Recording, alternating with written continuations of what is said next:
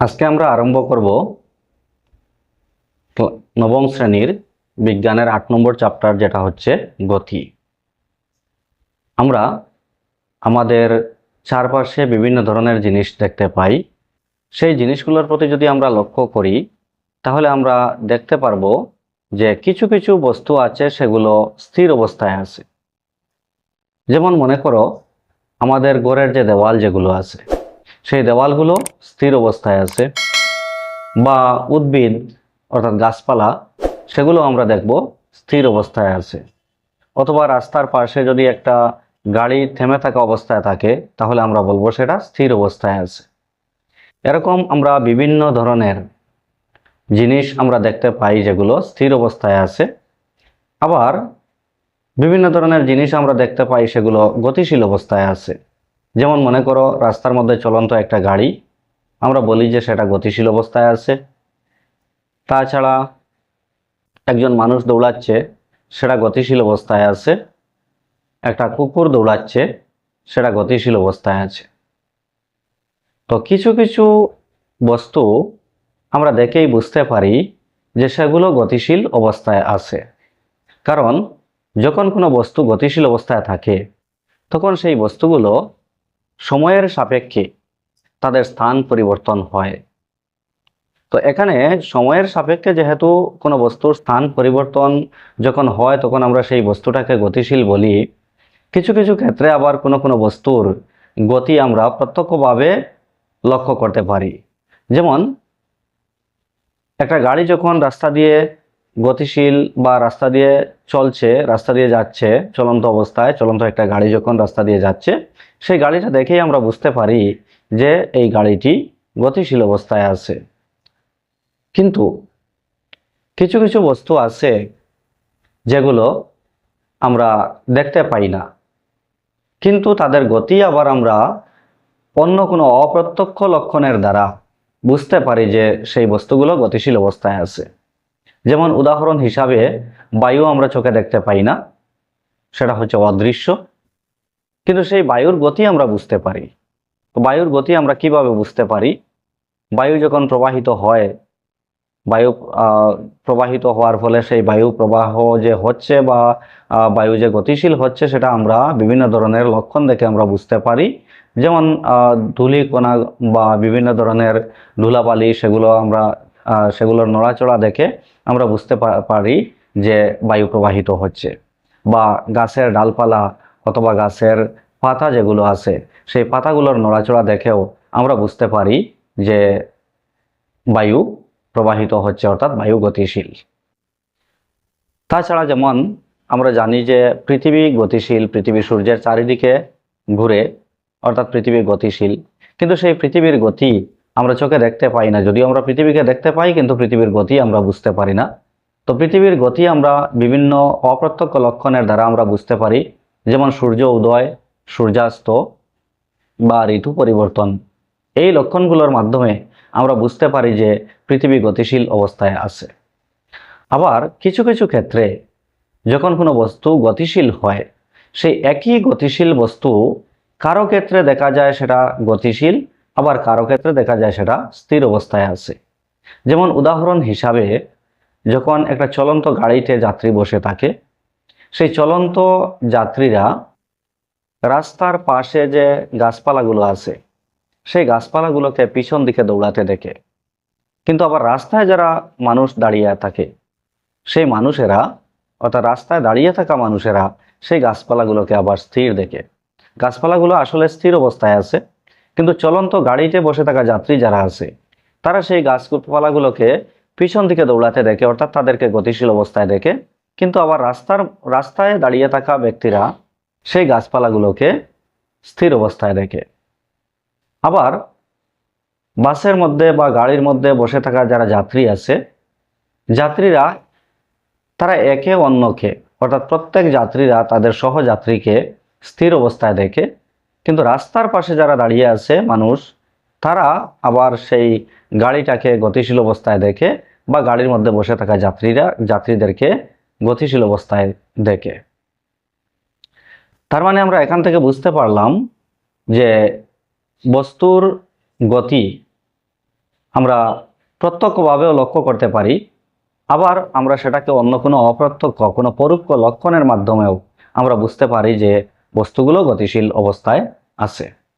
আবার একই বস্তু সেটা গতিশীল হতেও পারে বা স্থির হতেও পারে, সেটা ভিন্ন ভিন্ন লোকের কাছে, ভিন্ন ভিন্ন মানুষের কাছে সেটা ভিন্ন ভিন্ন অবস্থায় দেখা যায়। স্থির বস্তুকে কারো কাছে স্থির, কারো কাছে আবার গতিশীল, আবার গতিশীল বস্তুকে কারো কাছে গতিশীল, আবার কারো কাছে স্থির অবস্থায় দেখতে পাওয়া যায়।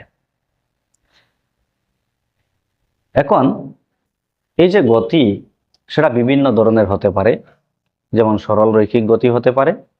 সরল রৈখিক গতি হচ্ছে সরল রেখায় যদি কোনো বস্তু গতি করে তাহলে সেই বস্তুর গতিকে বলা হয় সরল রৈখিক গতি। আবার কিছু কিছু বস্তু আছে সেগুলো বৃত্তাকার পথে ঘুরতে থাকে, সেটা হচ্ছে বস্তুর বৃত্তীয় গতি। যদি কোনো বস্তু বৃত্তাকার পথে ঘুরতে থাকে, বৃত্তাকার পথে গতি করে, তাহলে সেই বস্তুর গতিকে আমরা বলবো বৃত্তীয় গতি।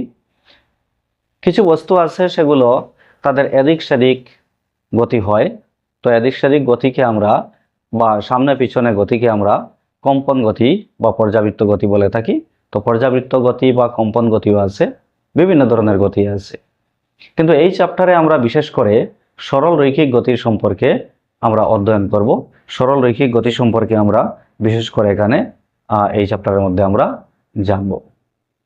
এখন আমরা আমাদের দৈনন্দিন জীবনে কিছু অভিজ্ঞতার কথা যদি আমরা লক্ষ্য করি, যেমন মনে করো চলন্ত ট্রেনে যখন আমরা বসে থাকি, তখন সেই চলন্ত ট্রেনে বসে থাকা অবস্থায় রাস্তার পাশে থাকা যে গাছপালা যেগুলো আছে সেগুলোকে আমরা কি কখনো গতিশীল অবস্থায় দেখেছি?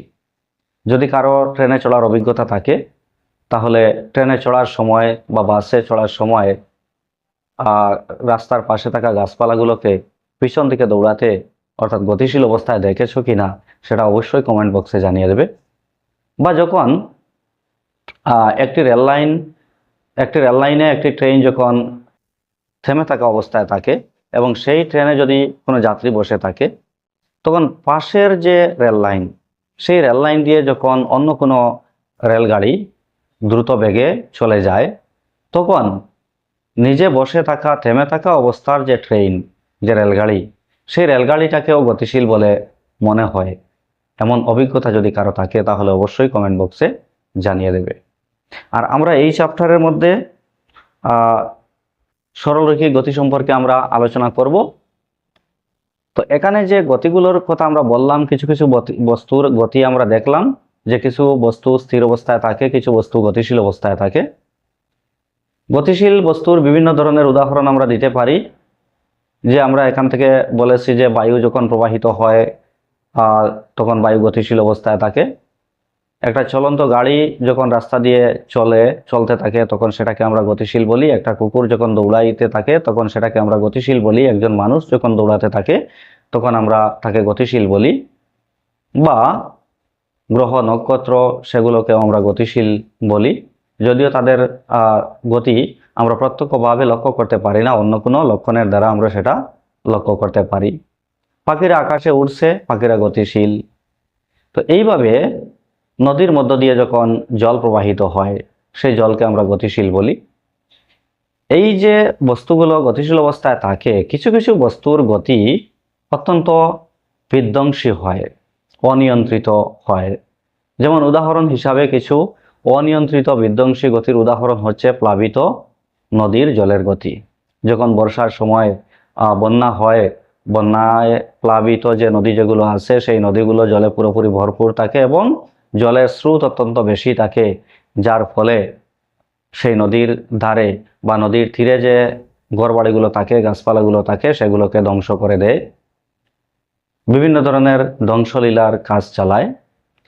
বা সুনামির কথা আমরা অবশ্যই শুনেছি, সেই সুনামিও হচ্ছে বিধ্বংসী গতির উদাহরণ। সুনামির মাধ্যমে বিভিন্ন ধরনের ধ্বংসলীলা হয়। বা যখন সামুদ্রিক ঝড় ওঠে, তো সামুদ্রিক ঝড়ের ফলে ঘরবাড়ি, গাছপালা বা বিভিন্ন ধরনের সামগ্রীর ক্ষয়ক্ষতি হয় বা ব্যাপক হারে ক্ষয়ক্ষতি হয়। তো এই যে সামুদ্রিক ঝড় বা প্লাবিত জলের নদী, এইগুলো হচ্ছে বিধ্বংসী গতি বা অনিয়ন্ত্রিত এবং বিধ্বংসী গতির উদাহরণ। তো এই চ্যাপ্টার থেকে, এই আলোচনা থেকে, এই ভিডিও থেকে আমরা এখন পর্যন্ত এতটুকু জানলাম যে বস্তু, আমাদের চারপাশে যে জিনিসগুলো আছে, যে বস্তুগুলো আছে, সেই বস্তুগুলো দুটি অবস্থায় থাকে। একটি হচ্ছে স্থির অবস্থা আর একটা হচ্ছে গতিশীল অবস্থা। স্থির অবস্থায় আমরা কখন বুঝি যে একটা বস্তু স্থির অবস্থায় আছে? যখন দেখা যায় সময়ের সাপেক্ষে তার অবস্থার কোনো পরিবর্তন হয়নি, তার স্থান পরিবর্তন হয়নি। যদি সময়ের সাপেক্ষে বস্তুর স্থান পরিবর্তন না হয়, তাহলে আমরা বলবো যে বস্তুটা স্থিতিশীল বা স্থির। এবং যদি সময়ের সাপেক্ষে বস্তুর অবস্থান বা স্থান পরিবর্তন হয়, তখন আমরা বলবো সেই বস্তুটি গতিশীল অবস্থায় আছে। এবং স্থির বস্তুর উদাহরণ হিসাবে আমরা আমাদের ঘরের যে দেওয়াল আছে, সেই দেওয়ালগুলোর কথা বলেছি, সেগুলো স্থির অবস্থায় আছে, গাছপালাগুলো স্থির অবস্থায় আছে। গতিশীল বস্তুর ক্ষেত্রে আমরা উদাহরণ হিসাবে উড়ন্ত পাখি, চলন্ত গাড়ি বা প্রবাহিত জলের নদী, প্রবাহিত নদীর জলের গতি বা প্রবাহিত জল, প্রবাহিত বায়ু, পৃথিবী গতি, গ্রহ নক্ষত্রের গতি, এগুলো আছে।